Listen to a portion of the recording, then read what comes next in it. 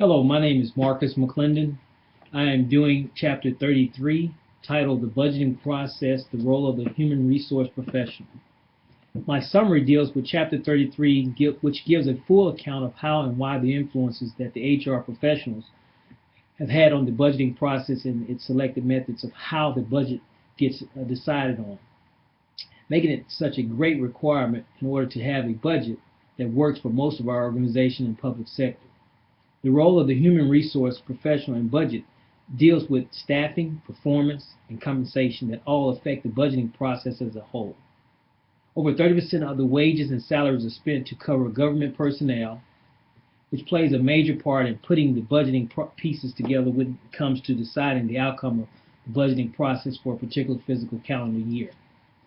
During most of the budgeting process, many of the HR professionals tend to help in the process by making up a large share of what's to be added or taken away in order to submit a successful fiscal budget plan.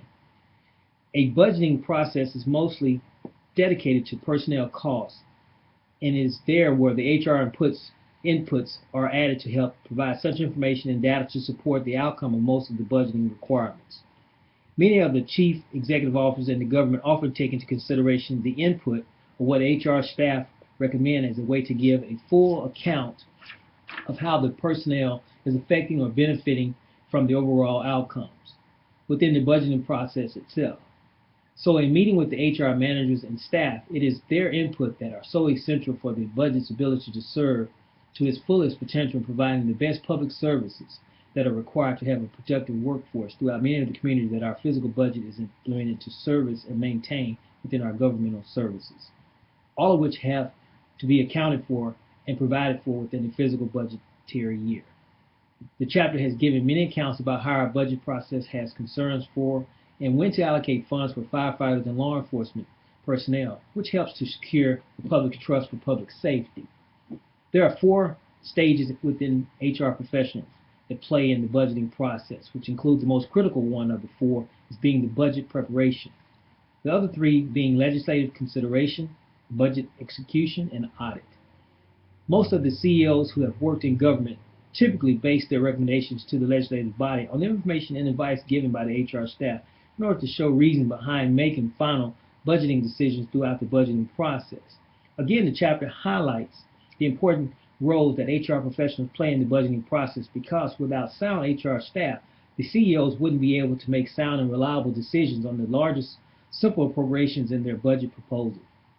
making our many HR professionals very key and strong figures in the budgeting process. My analysis. The chapter begins with the author first identifying and providing appropriate staffing levels which help to determine the personnel needs for the budget. It then accounts for the determining factors of fair and competitive pay, with mention of employee benefits. There are also advocates who have budgeting concerns for training, technical support, and safety to keep in mind when taking part in the budgeting process. Chapter 33 clearly shows the importance of the HR professional and how training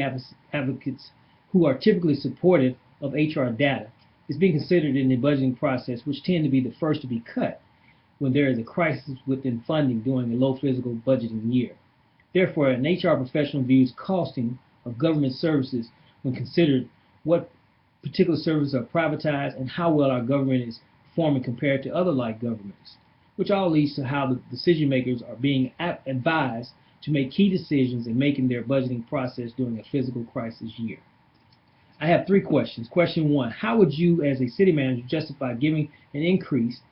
to an additional personnel within your fire and police organization during a physical budget crisis year, with physical cuts being already administered across the board of all public services, especially when your fire and crime rates are up 20% from the previous fiscal year? Question number 2, from a budget stance, how would you show the justification of increasing your volunteers in a rural area of 2,500 residents during the city's lowest physical budget year, when your fire department only services about 2% fire rate within its community, but the town over has a much higher rate of fires in a much larger community that's only about 12 minutes drive at best to help assist? Question 3,